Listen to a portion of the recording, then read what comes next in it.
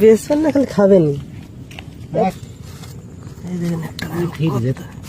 হ্যাঁ এখন ফ্রিজ আছে তো। কাজ কম লাগলে মনে করেন এই যার একটা কাজ কম লাগলে হ্যাঁ তখন তো আবার সময় হবে সময় নেই। এটার একটা কাজ কম নেই এখন। হ্যাঁ ঠিকই আছে, সব কিছু তো করতে হবে। অসুস্থ তো হাকিম নামে